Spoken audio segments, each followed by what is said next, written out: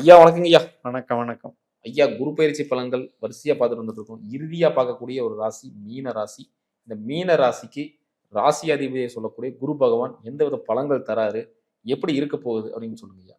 குருவின் ராசி, அது குருவினுடைய மாற்றத்தை கண்டிப்பா அவரு ஒரு இம்பேக்ட்ட குடுப்பாரு. ம். ஏன்னா, ராசி அதிபதின்ற அமைப்புல பூரட்டாதியினுடைய 4ஆம் பாதமும் மீன ராசியில இருக்கு. அது மட்டும் இல்ல, இந்த மீனத்துக்கே உண்டான தனித்தன்மை என்ன அப்படின்னா, ஆராய்ச்சி மனப்பான்மை. ம். அ ஒரு மாரி உலகத்துல வந்து ஒரு என்னெல்லாம் காரணமா இருக்கும்? ம். இத்தனை பிரச்சனைகளுக்கு என்ன காரணம்? அல்லது இத்தனை டெவலப்மென்ட்டுக்கு என்ன காரணம்? எல்லாத்துலயுமே ஆராய்ச்சி மனப்பான்மை இருக்கும். அந்த ஆராய்ச்சியை மேம்படுத்த அறிவு வேலை செய்யக்கூடிய அமைப்பு தான் இப்ப வந்திருக்கிறது. ம். ஏன்னா, அந்த குருவானவர் கடகராசியில போகும்போது 11ஆம் இடத்த பார்வை பண்ணுவார். 11ஆம் இடம்ங்கிறது வெற்றி. ம். நமக்கு சந்தோஷம், மகிழ்ச்சி, நோக்கத்தை நிறைவேறிக்கிறது. நான் எதிர்பார்த்தேன், அத அச்சீவ் பண்ணிட்டேன். அப்படிங்கிறது தான் 11ஆம் இடம். அத வந்து பார்க்கறதுனால, நிச்சயமா இது வந்து ஒரு வெற்றியான வருடமா இருக்கும். அங்க வந்து சனியினுடைய நட்சத்திரத்துல குரு போவார். இப்ப 2ஆம் தேதி குரு மாறின உடனே, ஒரு 16 நாள் மட்டும் குருவினுடைய புனர்பூச 4ஆம் பாவத்துல இருப்பார். அப்ப வந்து நமக்கு நல்ல ஒரு ஹெல்த் பலத்த குடுத்துருவார். நல்ல ஆரோக்கியமான சிந்தனை குடுத்துருவார். ஒரு கௌரவத்த குடுப்பார். சனி நட்சத்திரத்துக்கு போன உடனே, அப்ப வந்து அந்த சிந்தனைய வந்து நல்ல நிதானமா யோசிச்சு, அறம் சார்ந்து சிந்திக்க வைப்பாங்க. ம். இப்ப இன்னைக்கு எத்தனை பேரு அறம் சார்ந்த ஈடுபாடுல இருக்காங்கன்னு சொல்ல முடியாது. எல்லாமே காலம் முழுக்க நம்ம பொருள், பொருள், பொருள்னு தான் தேடிட்டு இருக்கிறோம். அறத்துக்கு வந்து மதிப்பு குடுக்கக்கூடியது இந்த 1, 5, 9ங்கிறது. இது வந்து காலச்சக்கரத்துக்கு 4, 8, 12ஆ இருக்கு. அதனால தான் இவங்களுக்கு அந்த ஆராய்ச்சி மனப்பான்மை. மோட்சம்னா என்ன? முக்தின்னா என்ன? ஆன்மீகத்துல வெற்றின்னா என்ன? ஒரு ரியலைசேஷன்னா என்ன? மேனிஃபெஸ்டேஷன்னா என்ன? இப்படியெல்லாம் கேள்விகள் வந்துகிட்டே இருக்கும். அப்ப ஆன்மீகத்துக்கே அதிபதியான குரு அங்க அவருடைய சந்திரனுடைய வீட்ல, உச்ச வீட்ல அவர் போய் சனியினுடைய நட்சத்திரத்துல போறார். ம். இந்த குருவும் சனி காம்பினேஷனே ஆன்மீகம் தான். ம். அப்ப அது வந்து அருளை வழங்கக்கூடிய ஒரு அமைப்பு இருக்கு. அந்த மாரி யாரெல்லாம் தேடுறாங்களோ, யாரெல்லாம் வந்து எனக்கு தெய்வ அனுக்கிரகம் வேணும்.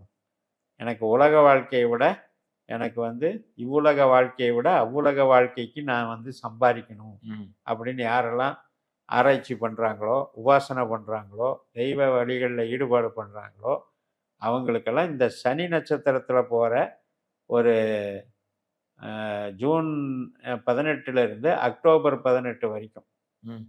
அப்படின்னா எத்தனை ஒரு 4 மாசம் இருக்கு. இந்த 4 மாசத்துல மிகப்பெரிய ஒரு வழிகாட்டுதல் கிடைச்சிடும். ம். இந்த குருவும் சனியும் பூசத்துல பிறந்தவர் தான் வள்ளலார். ம். அதாவது பூசத்தினுடைய தேவதை யாருன்னா பிருகஸ்பதி குரு. ம். அதாவது தேவகுருவே பூச பூசத்துல நட்சத்திரத்துல பிறந்தார். பிறந்திருக்காரு. ம். அந்த இடத்துல அதுவே குருவே போறாரு. அப்ப அந்த ஆன்மீக விழிப்புணர்வுக்கு இதை விட என்ன ஒரு இது வேணும்? ம். அது அந்த சூரியன் வந்து ஆடி மாதத்துல அங்க ஜாயின் பண்ணுவார். ம். அதெல்லாம் வந்து எல்லா கிரகங்களும் அந்த 5ஆம் இடத்துல ஜாயின் பண்ணுவாங்க. இதெல்லாம் வந்து ஒரு ஆடி மாதத்தை தான் நாம வந்து தட்சிணாயனம்னு சொல்றோம். ஆடி ஆரம்பிக்கும் போது தட்சிணாயனம் ஆரம்பிக்குதுன்னு சொல்றோம். ஸோ இது எல்லாமே ஆன்மீக விழிப்புணர்வுக்கும் மற்றபடி உறவுகளுக்கும் கூட நல்லது. சந்தோஷம். இது வரைக்கும் கஷ்டப்பட்டாங்க. வீட்டுல குடும்பத்துல வந்து ஒருத்தருக்கு ஒருத்தர் பிரியம் இல்லாம இருந்தாங்க. ஒரு விகரஸா இருந்தாங்க. அவங்களுடைய பாடி நேச்சரே நல்லா இல்ல. ஒவ்வொருத்தரும் வந்து தகாத செயல்கள்ல, தகாத பேச்சுவார்த்தைகள்ல இருந்தாங்க. அதெல்லாம் இன்னைக்கு மாறி அமைதி, ஆனந்தம், ஒரு அருள் தன்மையோட விளங்கக்கூடிய ஒரு குடும்ப சுகம், இதையெல்லாம் அனுபவிக்கிறது தான் இந்த குரு. ஏன்னா 5ஆம் பாவம்னு சொல்லும்போது குருவின் ஆதிக்கம் சொல்லலாம். அதிலேயே 12 வருஷத்துக்கு அப்புறம் மீண்டும் உச்சம் பெற்று வராரு. கரெக்ட். அது வந்து ரொம்ப ஒரு விசேஷமான விஷயம் தான் நினைக்கிறேன் இல்லைங்களா?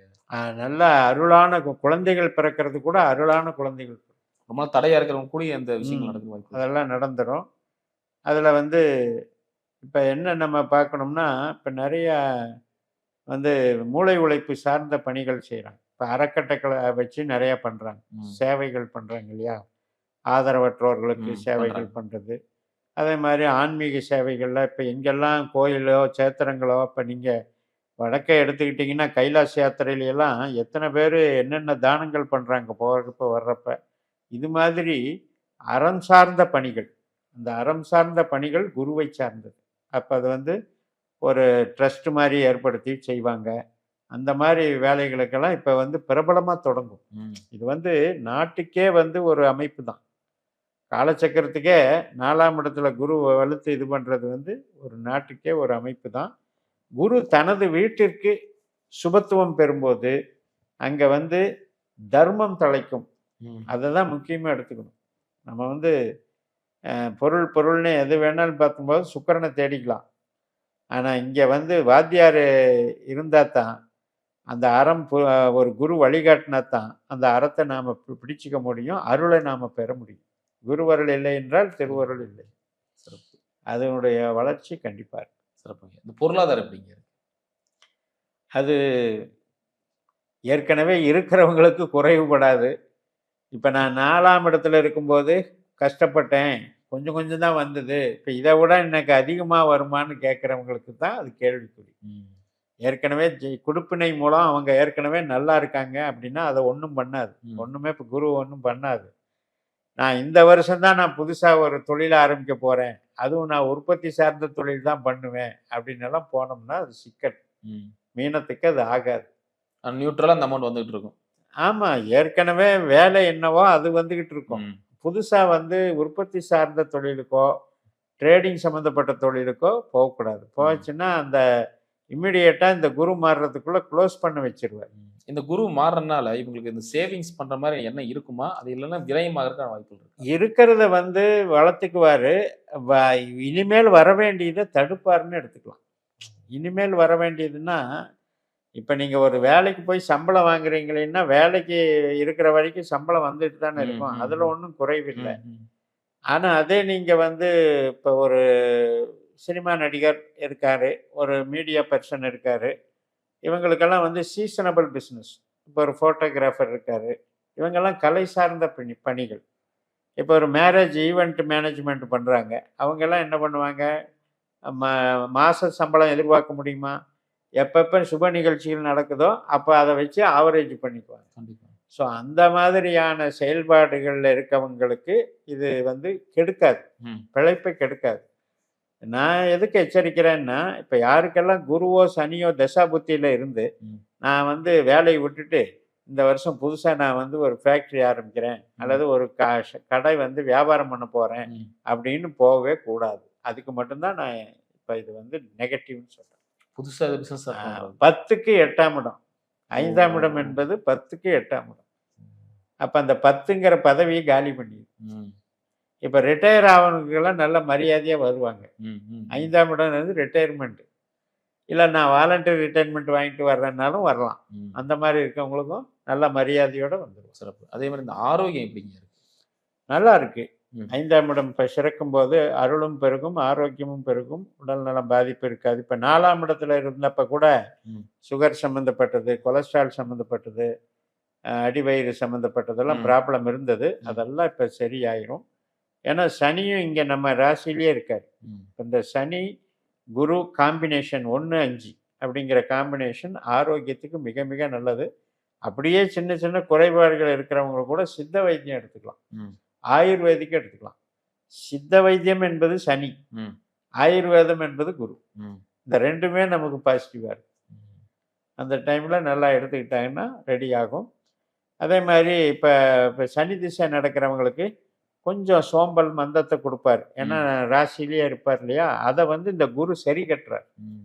அப்போ வந்து ஒரு நடைப்பயிற்சி, யோகா இந்த மாதிரி ஒரு உபாசனைகளில் போயிட்டாங்கன்னா நல்லா இருக்கும். 7ஆம் ஸ்தானம் சொல்லக்கூடிய கலத்திர ஸ்தானம். ம். திருமணம் ஆனவங்களுக்கு எப்படி இருக்க போகுது? ஒருவேளை திருமணம் ஆகாதவங்களுக்கு திருமணம் ஆகுமா? கண்டிப்பாக நடந்துடும். ம். இப்போ இம்மீடியட்டாக குரு மாறின உடனே ஜூன் மாதம் உடனடியாக நடந்துடும். கன்னி, அதாவது யாரெல்லாம் மீனத்தில் ஆரம்ப புள்ளியாக இருக்காங்களோ, ம். ஆரம்பம்னா இப்போ முதல் பாதத்தில் பூரட்டாதி 4ஆம் பாதத்தில் 4ஆம் பாதம். பிறந்தவங்களுக்கு இம்மீடியட்டாக ஆகிடும். ம். அதே உத்திரட்டாதியில் பிறந்தவங்களுக்கு இந்த 4-5 மாதத்தில் ஆகிடும். ம். பிஃபோர் அக்டோபர் அவங்களுக்கு வந்து கண்டிப்பாக ஆகிடும். அதுக்கப்புறமும் கூட அக்டோபர்லேருந்து டிசம்பர் வரைக்கும் புதன் சாரம் போவார். அது 7ஆம் அதிபதியின் சாரம், ம். நமக்கு கன்னி 7ஆம் இடம். அப்போ அதனால் திருமணம் வந்து இந்த எவ்வளவு வருஷம் டிலே ஆகியிருந்தாலும் இந்த வருஷம் கண்டிப்பாக கிளியர் ஆகிடும். சிறப்பு. இந்த கடன் சார்ந்த விஷயம் எப்படிங்க இருக்கு? கடனை அடைச்சிருவாங்க. ம். இந்த டைம் வந்து ரொம்ப நல்லா கடன் அடைச்சிருவாங்க. நோய் குறைபாடும் அடையுது. 6ஆம் இடத்துக்கு 5ஆம் இடம் தானே. ம். இப்ப யாருக்கு பிரச்சனை அப்படின்னு கேட்டிங்கன்னா, 8ஆம் பாவம், 4ஆம் பாவம், 12ஆம் பாவம் அப்படிங்கிறது ராகு, குரு திசை நடக்கிறவங்க. ம். அவங்க ஜனன ஜாதகத்துல 4, 8, 12 இருக்கிறவங்களுக்கு தான் பிரச்சனை. ம். மற்றவங்களுக்கெல்லாம் கடன் அடைஞ்சிரும். ஐயா அந்த வண்டி வாகன யோகம் இவங்களுக்கு எப்படிங்க இருக்கு? நல்லா இருக்கு.